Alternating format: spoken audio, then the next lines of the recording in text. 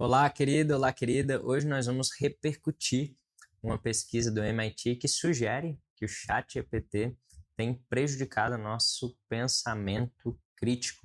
É isso mesmo, eu vou direto para a tela com você, vou deixar o link da pesquisa na descrição para você acompanhar, mas você vai ver na tela mesmo somente a minha análise, perfeito?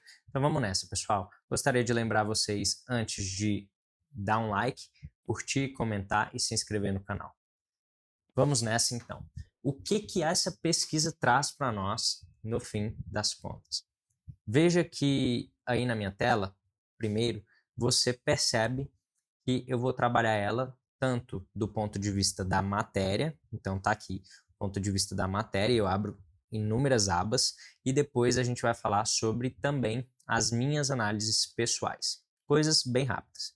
Primeiro, sobre a matéria. Nós temos os resultados neurológicos, tá? Esses resultados neurológicos, óbvio, eles sugerem que o ChatGPT, eles demonstram que nós temos um menor engajamento neural, menos ativação em áreas de controle executivo e por isso há indícios de preguiça cognitiva, ok?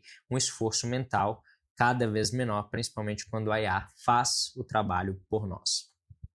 Aí nós temos, ainda sobre a matéria, os principais pontos são que o estudo do MIT, ele traz primeiro um experimento com 54 participantes, né, sendo 18 e 30, entre 18 e 39 anos, e aí temos três grupos. Os três grupos são ChatGPT para escrever redações, Google para pesquisa e sem ferramentas digitais.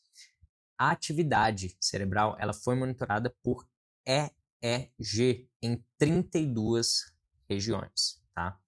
Então, nós temos aí essa atividade cerebral sendo monitorada e os impactos na criatividade foram textos gerados com ChatGPT ajuda no ChatGPT eram o quê? Sem alma, pouco originais, muito semelhantes entre si. Ou seja, são textos muito semelhantes entre si, inclusive hoje nos TCCs já tem sido abordado ali em alguns softwares, né? Já tem abordado aí quanto de porcentagem de os textos eles têm sido escritos por inteligência artificial. E aí você tem também um risco de uma padronização da expressão, né? E a perda da singularidade, da criatividade e por aí vai. Então você tem esse, entre aspas, declínio cognitivo, vamos colocar dessa forma. Benefícios do esforço cognitivo sem inteligência artificial é que o grupo que escreveu sem inteligência artificial exibiu, então, maior atividade entre as ondas alfa, teta e delta. Ou seja, criatividade, está linkado ali a criatividade, memória e principalmente um processo semântico, um processamento semântico. Você tem também ali a confirmação, né, que pensar por conta própria acaba fortalecendo as redes neurais importantes. Nós temos, então, uma crescente dependência da IA, isso tudo ainda sobre a matéria, tá? A matéria está dizendo o quê? Nós ainda temos uma crescente dependência da inteligência artificial. Participantes do grupo, então, com o ChatGPT, se tornaram mais dependentes com o tempo do ChatGPT. No terceiro ensaio, essa tendência para pedir a IA, ela começou basicamente a inteligência artificial a escrever tudo, ok? E aí você tem uma indicação de redução da motivação para gerar ideias próprias, ou seja, você tem uma redução de criatividade, ok? Então, aqui ainda falando sobre a matéria em si. Nós temos, então, consequências para a educação e para o aprendizado. Isso daqui também ainda sobre a matéria. Nós temos um risco de erosão do pensamento crítico, reduções no processamento de internacionalização desse conhecimento, tá? E também um possível impacto negativo no desenvolvimento de 3 pontos: autonomia intelectual, disciplina cognitiva e capacidade analítica. Quando nós falamos, então, agora sobre as minhas análises pessoais, eu ressalto o quê?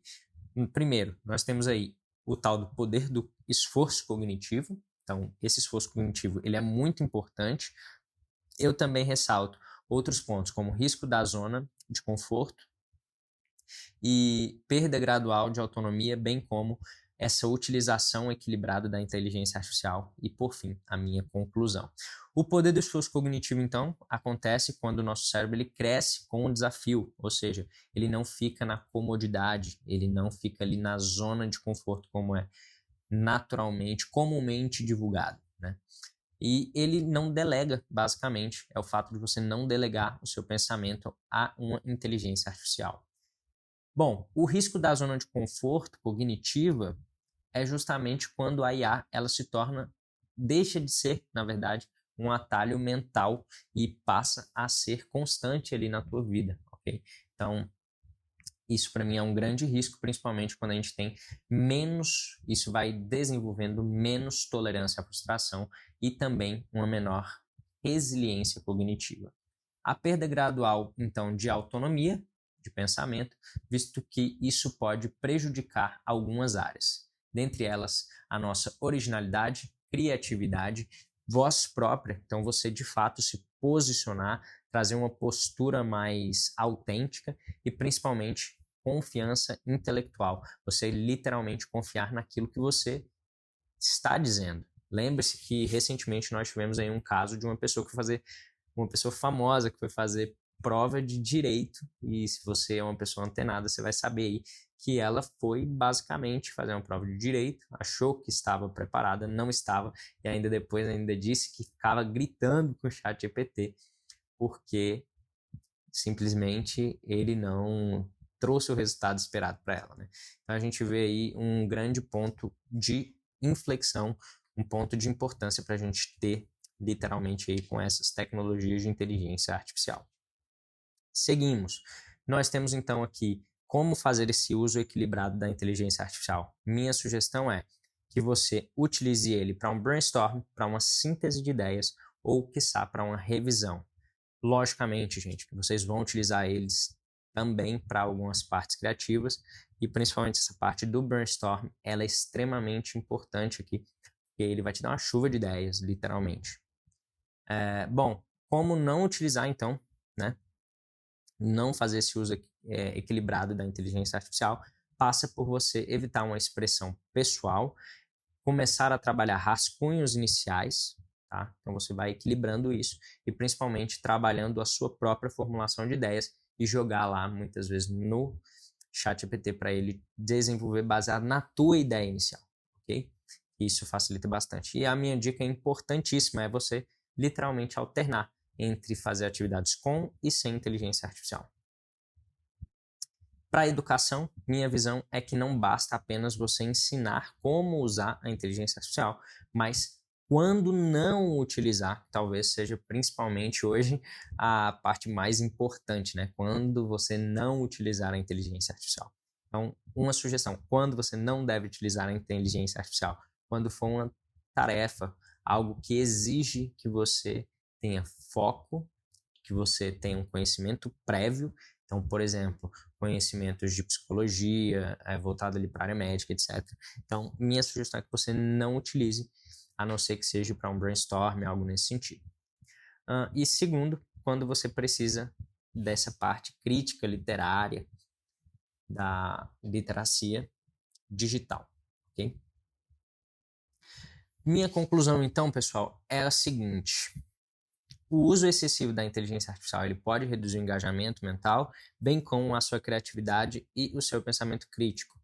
A tecnologia não é necessariamente um problema, mas você tem um risco ali de dependência atrelada a essa terceirização de pensamento. O cérebro ele precisa, obviamente, continuar sendo ativado, isso deve ser treinável o tempo inteiro, isso precisa ser treinável o tempo inteiro, bem como a inteligência artificial ela deve ser utilizada aí muito mais como um apoio do que como um substitutivo no processo reflexivo.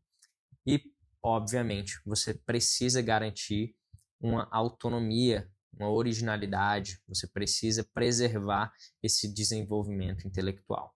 Portanto, para mim, o equilíbrio ideal é você utilizar a inteligência artificial para ampliar suas capacidades e não para substituir suas capacidades humanas fundamentais, que são as de refletir e pensar, ok? É isso que nos diferencia, é isso que diferencia esse lado humano, esse lado empático que nós temos, especialmente ali voltados para inteligência emocional. Esse foi o nosso vídeo de hoje. Lembre-se de se inscrever no canal, compartilhar e curtir. Forte abraço, fiquem com Deus, até o nosso próximo vídeo. Ei, Gustavo, tu chegou com visão, mostrou que juntos mudamos.